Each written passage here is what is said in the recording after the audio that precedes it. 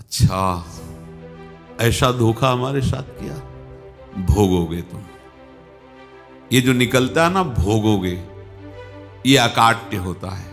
क्योंकि किसी का भी हृदय, मान लो किसी भी जीव जंतु को आप कष्ट दें और उसका हृदय आह भर जाए, तो वो आह वज्र की लीक है, तुम्हें भोगना पड़ेगा। वो आह किसी की ना लेना जिंदगी।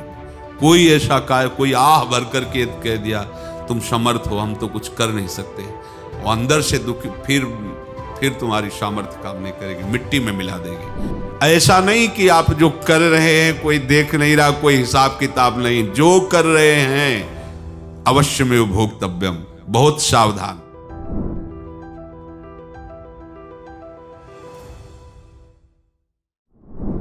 जीव स्वयं नित्य निरंतर कर्मों के जाल को रच रहा है और अपने आप को बांध रहा है। आपको मुक्त होना है, बंधना नहीं है। जीव का जन्म कर्मों के अनुबंध से होता है, कर्मों के बंधन से होता है, और उसको अपना ऋण चुकाना होता है। कर्मानुबंध ये बहुत सूक्ष्म विषय है। जैसे आप जिस परिवार में जन्म लिए हैं, तो उस परिवार के लोगों से आपका ऋण है, इसलिए उसी परिवार में आप आए हैं। और ऋणानुबंध, उसको बिना चुकाए या बिना वसूल किए आप वहां से जाएंगे नहीं। आपको लेना है तो वसूल करना है, और देना है तो चुकाना है। ये पूर्व के जन्मों से निश्चित किया गया है। जैसे किसी के यहां पुत्र हुआ, जन्म से ही पैसा खर्चा शुरू हुआ, जो बड़ा हुआ तो उद्दंडता के द्वारा मार पूरे परिवार को क्लेश पर क्लेश देता चला जा रहा है। ये तुम्हारे कर्म का फल है। या ऐसे शक्तिहीन बुद्धिहीन ऐसे पागल पूरे जीवन सेवा करो, तुमसे अपना हिसाब चुकाने के लिए वो आया है। अब परिवार के जो सदस्य जुड़े आके, मतलब पत्नी आते ही पूरी हृदय में आनंद, परिवार में आनंद, और जीवन भर वो आनंद ही सुख देने के लिए उसका जन्म हुआ। वो अपना ऋणानुबंध मुक्त, और आते ही भयंकर क्लेश खड़ा कर दिया, बीच में दीवाल और झगड़ा वैसा, फिर अतरे दिन मारपीट शुरू, कलह अशांति, पूरा जीवन नरक हिसाब करने आए। यहां ऋण चुकाए बिना कोई जा नहीं सकता, ऋण चुकाना पड़ेगा। किसी का ऋण वसूल करना है तो किसी को ऋण चुकाना है, दोनों काम करने होते हैं। अनेक जन्मों में अनेक लोगों के साथ हमने जो बर्ताव किए हैं, अच्छे या बुरे, वो होंगे। अब किसी आदमी को हम जानते नहीं, अचानक मिला, अचानक टक्कर लगा और मार पीट गाली गुप्ता सब कर दिया, चुपचाप सह लो। क्यों? ये आपका हिसाब है, पूर्व का हिसाब। हमारा उससे कोई द्वेष नहीं, कोई संकल्प नहीं। अचानक घटना घटी और हमसे द्वेष करने लगा, हमें पीटने लगा, हमें गालियां दे, ये हिसाब है, चुपचाप सह जाओ। अपने घर का भाई ही भारी दुश्मन बन गया और क्लेश दे, हिसाब है। एक प्रभुदत्त ब्रह्मचारी जी की वाणी में पढ़ा था, एक महात्मा जी भ्रमण करते थे, तो उस समय असरफियां चलती थी, मोहरे असरफियां, तो उनको भेंट में देते लोग। तो या तो ठाकुर सेवा में लगे तत्काल, या संत सेवा में तत्काल लगे, उसका संग्रह करके डोलना ये ठीक नहीं है बैरागी के लिए, सिद्धांत में ये ठीक नहीं है। तो जब 2, 4, 6, 8 ऐसे मोहरे हुई, तो उन्होंने विचार किया कि और भ्रमण करके जब काफी मोहरे हो जाएंगी तो प्रयागराज में जब कुंभ पड़ता है, एक बार पूरे सब अखाड़े के संतों को, अलग अलग संप्रदाय सब संतों को बुलाएंगे और सबको पवाएंगे। अब साधु है तो यही विचार करेगा, और क्या विचार करेगा। तो उन्होंने ऐसे डंडा बनवाया, बेंत, जो ऊपर से चूड़ीदार और भीतर पोला, और मोहरे उसमें डालते गए। और भ्रमण, जहां जहां श्रद्धालु भगत थे सबके यहां जाना, और इच्छा रखना कि एक मोहर तो दे दे दक्षिणा में। कामना कोई भी हो वो बांधती ही है, ध्यान रखना। इसीलिए प्रभु जो चाहे वो करे, अपनी चाह नहीं रखनी चाहिए, अपनी चाह प्रभु की चाह में मिला देनी चाहिए। धीरे धीरे वो छड़ी भर गई।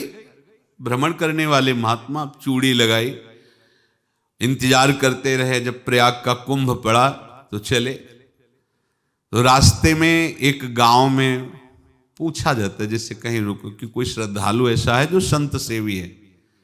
तो कुछ लोगों ने बताया, हाँ एक परिवार है बहुत संत सेवी है और आपको मिलाते हैं उनसे। आइए महाराज, घर में रुका। खूब अच्छा हलवा पूड़ी पवाया और जो घर के मालिक थे चरण दबाए। चरण दबाते दबाते उनकी दृष्टि पड़ी उस डंडे पे। इतना मोटा और ऊपर से कुछ चूड़ी सी भी नजर आ रही, इस डंडे में तो कोई रहस्य है ही है। अब महात्मा जी को खवा पिला के सुला दिया। महात्मा जी जब सो गए तो पत्नी से धीरे से कहा, वो डंडा लाओ बाबा जी का डंडा। वो चूड़ीदार जो ही खोला पलटाया तो सैकड़ों मोहरे। ऐसे संत रोज पधारे भगवान, तुम आनंद हो जाए फिर क्या। पत्नी से कहा, नाप के कंकड़ लाओ। वो तो महात्मा जी तो खाए खीर पूड़ी, आराम से सो रहे। रात में पूरी प्लानिंग करके उसमें कंकड़ भर के चूड़ी लगाकर सिराने रख दिया, सारी मोहरें हटा ली। महात्मा जी आराम से छड़ी उठाए तो वजन पक्का। वैसे बड़े लोग चतुर होते हैं, पर ये नहीं जानते कि कर्म कितना भयानक होता है। और उनकी कोई संतान नहीं थी, पर धन में इतना प्रेम उनको था। बहुत सावधान। साधु महात्माओं के पास जो अर्थ है, गृहस्थी अगर आता वहीं से है, पर अगर उसको जोर जबरदस्ती या किसी छल कपट से, तो वो उसका विनाश ही करता है। आज तक का प्रमाण है।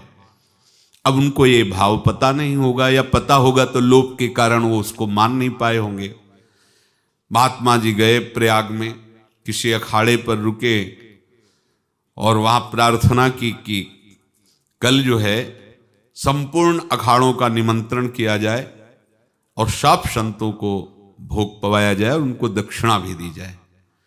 महंत ने सोचा कि बहुत बड़ा है तो उत्सव है, क्योंकि प्रयाग में कितने हजारों संत महात्मा सब। तो उनका महाराज बोरों इसमें चीनी और टीनों घी लगेगा, सब व्यवस्था। बोले आप मंगाइए, एक एक हिसाब हम करेंगे, हमारे पास सब व्यवस्था है। बोले कुछ तो पहले दे दो, वो इकट्ठे देंगे हम। उनको था कि अगर हम छड़ी खोला और दो चार मोहरे दी, किसी को पता लग गया तो गड़बड़ हो सकती। बोले हम भंडारे के समय आखिरी में सब कुछ आपको दे देंगे। ठीक है। वो अपने पास से पैसे लगाकर खूब जितना सामग्री सब लाए, लाखों की, और सब संतों को निमंत्रण कर दिया। संत जन निमंत्रित हो गए, भंडारा बन रहा है। तब वहां के महंत है और उनका देखो भंडारा भी बन रहा है, संतों को निमंत्रण। अब आप अर्थ की व्यवस्था कीजिए, क्योंकि इतनी बड़ी हमारी सामर्थ्य नहीं थी जितना हमने किसी तरह हमने व्यवस्था की। अब मुझे अर्थ चाहिए, तभी आगे की व्यवस्था बढ़ेगी। संतों को दक्षिणा देंगे और जिनसे अर्थ लिया उनको दे। देखो रसोई बन गई है सब। उनका छत में विश्वास नहीं तो ये अभी चूड़ी खोली। उनको तो था ना कि मोहरे हैं, कंकड़। तो अब जैसे कितना उनको सदमा लगा होगा। हजारों संतों का निमंत्रण, रसोई बन, मतलब संत हो के छल कपट। तो उनका महाराज आपने तो हमारा नाश कर दिया, जो महंत थे। अब बताओ रसोई बन गई, संत निमंत्रित हो गए और आप ये कंकड़ दिखा रहे हैं हमको। आपने तो हमें बर्बाद कर दिया। हमारी इतनी सामर्थ्य नहीं थी, आप पहले बता देते। संत होकर ऐसा छल कपट। अब वो बोले तो क्या बोले, क्योंकि उनको पता था कि मोहरे हैं इसमें। अंदर से उनका चिंतन गया उसी सेठ के पास, अच्छा ऐसा धोखा हमारे साथ किया, भोगोगे तुम। ये जो निकलता है ना भोगोगे, ये अकाट्य होता है। क्योंकि किसी का भी हृदय, मान लो किसी भी जीव जंतु को आप कष्ट दें और उसका हृदय आह भर जाए, तो वो आह वज्र की लेख है, तुम्हें भोगना पड़ेगा। वो देखो भीष्म जी को भोगना पड़ रहा है ना। सांप को ऐसे धनुष की नोक से उठाया और बंबूल के कांटों के ऊपर फेंक दिया, कई दिन तक शेदा हुआ, वो आह भर करके मरा। तो आपको 6 महीने बाणों की सैया पर आह किसी की ना लेना जिंदगी में। कोई ऐसा कोई आह भर करके कह दिया तुम समर्थ हो, हम तो कुछ कर नहीं सकते, और अंदर से दुखी, फिर तुम्हारी सामर्थ्य काम नहीं करेगी, मिट्टी में मिला देगी। फिर ये तो संत थे और भगवत आराधना के लिए, संत आराधना के लिए ही ऐसा किए हुए थे। अब इनका कैसे मुंह दिखाएं, अब क्या करें। सुबह संत जन आएंगे, सबके बीच में हमारी कि देखो इन्होंने, अब क्या करें।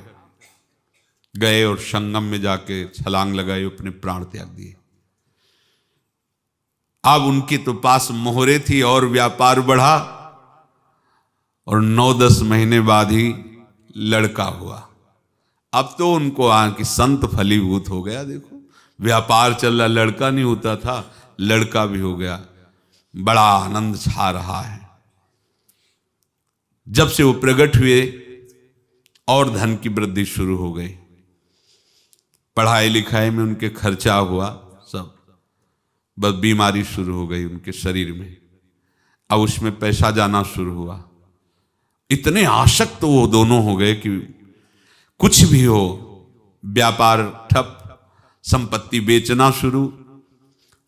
तो उन्होंने कहा कि बेटा मैं क्या कर सकता हूं तुम्हारे लिए। बोले हमारी अंतिम इच्छा है प्रयाग चलो, और जितने प्रयाग में संत महात्मा सबको एक बार भंडारा करवाओ, हमारी इच्छा अंतिम है, क्योंकि अंतिम यही इच्छा थी। तो बोले अब ज्यादा संपत्ति तो नहीं रह गई, तो बोले घर बेच दो, मेरे लिए ही तो है, बेच दो। मुझे लगता मैं बचूंगा नहीं, पर मेरी अंतिम इच्छा पूर्ण कर दो। घर बेच दिया, जेवर बेच दी। वहां गए, जब संत सेवा की तो बोले मुझे संगम तक ले चलो। संगम तक ले गए और बोले समझे तुम चुराए थे और हमने उसको छीना है, कुछ नहीं रह गया तेरे पास कुछ, अब केवल ममता और आसक्ति में जलकर मर और नरक प्राप्त कर। मैं वही महात्मा हूं जिसकी तूने मोहरे ली थी, शरीर छोड़ दिया। महात्मा को जन्म लेना पड़ा और इनको दुर्गति भोगनी पड़ी। ऋणानुबंध होश में, ऐसा नहीं कि आप जो कर रहे हैं कोई देख नहीं रहा, कोई हिसाब किताब नहीं, जो कर रहे हैं अवश्य में भोक्तव्यम, बहुत सावधान। अनेक जन्मों में अनेक लोगों से जो कुछ लिया दिया है, इस लेने देने को मिटा देने के बाद ही तुम मुक्त हो गए। इसीलिए एक उपाय है, लेना न देना मगन रहना। क्या? मालिक को समर्पित हो जाओ, मालिक को अपना माना हुआ समर्पित कर दो, खत्म। अहम त्वाम स्वरूपापेभ्यो मोक्षयिष्यामि, सब खत्म। आगे पीछे लेना देना सब खत्म। एकादश स्कंद में भगवान श्री कृष्णचंद्र जी ने कहा जो मेरे चरणों का आश्रय लेकर भक्त मेरा भक्ति करता है, उसके पितृ ऋण, मातृ ऋण, देव ऋण, ऋषि ऋण, सब ऋणों से मैं मुक्त कर देता हूं। बस यही एक उपाय है जो इसके बंद करने का उपाय भक्तों के लिए है, वो यही है, भगवान की शरण में होकर अपना माना हुआ पूरा भगवान के अर्पित कर दो। अर्पित करने का तात्पर्य उसमें अहम हटा दो। तो दियम वस्तु गोविंदम तुभ्यमेव समर्पये। जिनसे तुमने सेवा करवाई है उनकी सेवा करनी पड़ेगी, जिनसे तुमने जो कुछ लिया है उनको देना पड़ेगा। ये लेने देने का व्यापार जब तक समाप्त नहीं होगा तब तक तुम्हारा जन्म मरण चलता रहेगा। अब आपको यहां समझना है, यदि आपसे किसी ने पैसे लिए बेईमानी करके नहीं दे रहा है तो आप उसको गाली मत दीजिए, आपने बेईमानी की थी इसलिए आपकी बेईमानी हुई है, ले गया, कोई बात नहीं है, बंधन से मुक्त हुए, जो बोझा था चला गया। उसको ऐसा ना देखे कि ये बेईमान हमारे रुपए मार लिए, अब जो कुछ होगा देखेंगे। अगर आप आगे नया कुछ करते हैं तो फिर आगे का हिसाब आपको भोगना पड़ेगा, ध्यान रखना। ऐसा नहीं है कि आपको भोगना नहीं पड़ेगा। एक ही उपाय है कि अब जो शरीर धारण किए इसी में जो भोग ले, आगे ना होना चाहिए। तो क्या करे? सर्वतो भावेन भगवान की शरण ले ले। ये तो सर्वाणि कर्माणि मयि सन्न्यस्य मत्पराः अनन्येनैव योगेन माम ध्यायन्तु उपासते तेषामहं समुद्धर्ता मृत्यु संसार से। ये बड़ा कठिन है पार होना, कोई छोटी मोटी बात है। एक महात्मा बाल्यावस्था से भजन करते थे, शालिग्राम भगवान पास रखते थे और उन्हीं की आराधना करके बस पाठ नाम जप और भ्रमण करते थे। यौवन अवस्था थी, गंगा जी के किनारे अपने ठाकुर को विराजमान करके स्नान करने के लिए कपड़ा ही उतार रहे थे कि 90 लोग आ गए, भाला तलवार सब ले, मारो मारो इसको मारो, घेर लिया। तो उन्होंने हाथ जोड़कर कहा हमने क्या अपराध किया, कोई सुन ही नहीं रहा। तो उन्होंने कहा मार तो डालोगे ही आप 90 लोग, हम कोई अस्त्र शस्त्र तो लिए नहीं, एक बार हमें गंगा में डुबकी लगा देने दो और अपने ठाकुर को स्नान करा देने दो, फिर इसके बाद आप मार देना। भगवत इच्छा से वो लोग रुक गए, स्नान किया और अंदर से प्रार्थना की, प्रभु ये क्या लीला है आपकी, आपके सिवा मेरा कोई है नहीं और ये मुझे मारना चाहते हैं। तो भगवान ने जानते हो क्या कहा उनके अंतर में, तुम मेरे में ध्यानस्थ हो करके शरीर को छोड़ो, ये लोग मारेंगे। ये मेरे भजन का फल है कि तुम्हें 90 जन्म नहीं लेना पड़ेगा, एक ही जन्म में 90 मिलके, तुमने 90 हिंसा की थी पूर्व में, तो तुम्हें 90 बार जन्म लेना होता और एक एक करके मारते। ये मेरे भजन का प्रताप है कि एक बार में ही 90 का हिसाब हो जाएगा। तुम आंख मूंदो, मेरे ध्यान में मगन रहो, मेरे प्रताप से तुम्हें कोई चोट नहीं होगी और स्वाभाविक मूर्छावस्था में प्राण तुम्हारे छूट जाए। ऐसा ही हुआ, ऐसा हुआ। तो ये बात समझ लो कि ये जो कर्मानुबंध है, ऋणानुबंध है। अब देखो, अगर शाप महात्माओं ने दिया कि तुम्हारे वंश का इससे विनाश होगा, तो भगवान भी परम धाम जा रहे तो उसी कील से, बाण की नोक में जो मछली लील गई थी छोटा कण, उसी से की नोक बनाई और उसी नोक को प्रहार किया। भगवान के श्री चरण में वही बाण की नोक लगी और भगवान ने स्वीकार किया ना। भगवान का बड़ा लीला विचित्र है। अगर छुप करके उधर रामावतार में बात, तो इधर ऐसे स्वीकार किया है भगवान ने। ऐसा कहीं नहीं दिखाया कि मैं भगवान हूं तो मैं अपने लिए, ऐसा नहीं दिखाया। नारद जी का हित किया पर नारद जी ने शाप दिया तो भगवान ने स्वीकार किया। बंदरों ने ही सहायता की, जैसा बोले थे वैसा। ये लीला इस शरीर में भोगनी पड़ेगी। हाँ, ज्यादा को कम में भुगता देंगे, पर अब अगला शरीर ना मिले, इसके लिए सर्वतो भावेन भगवान के आश्रित हो जाए। जैसे आपने दुकान फैला रखी है तो उसमें दो काम होते हैं, लेना और देना। किसी को उधार दिया है तो हमें उससे लेना है, और कोई नगद देकर सामान ले रहा है तो उसे सामान देना है, या उधार लिया है तो हमें उधार देना है। अब अगर दुकान बंद करनी है तो तुम्हें देने वालों पर जोर देना है, लेने वालों पर जोर नहीं। लेने वाला तो जाओ हम क्षमा किया, समर्पित किया, हमारा कोई संबंध नहीं, खत्म हो जाए, वो खुशी हो जाएगा। लेकिन देने वाला तुम अगर दुकान भी उठा दोगे तो जहां भी रहोगे तुम्हारे पास वो आएगा, लाइए हमारा। तो देने पर नजर रखिए, जिसका जिसका हिसाब है वो आपके सामने आता जाए, हटाते जाओ। लेने पर नजर मत रखिए और दुकान फौरन उठा दीजिए, नहीं अगर लेते देते रहे तो चलता रहेगा।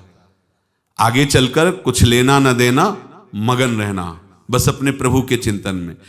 अब हम कैसे जाने कि किसको क्या देना है, हमें क्या पता? तो हम पूरा हिसाब जिनको पता है उनको दे देते हैं, समझ रहे हो?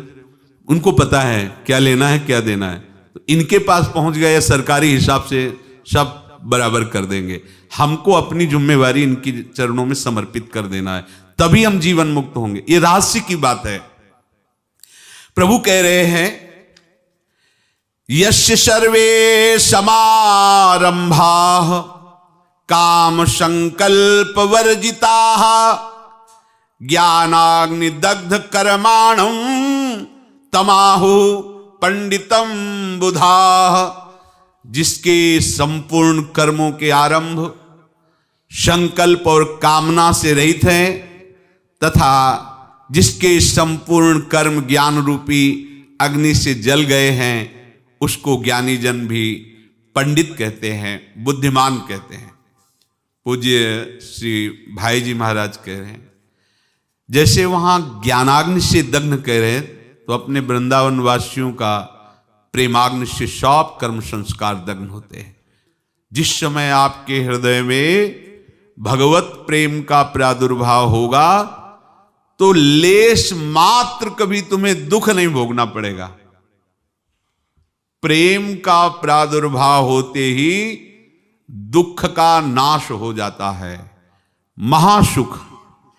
जब प्रेम का प्रादुर्भाव होगा तो समस्त पाप भस्म हो जाते हैं, अशांति नष्ट हो जाती है, संसार ज्वाला स्पर्श भी नहीं कर सकती है।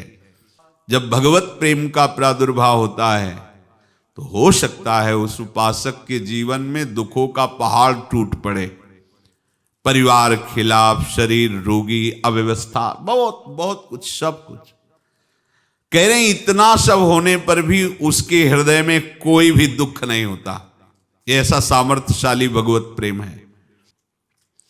भगवान के चरणारविंद का जिसके हृदय में प्रेम है, भारी से भारी दुख भी उनको विचलित नहीं कर सकता।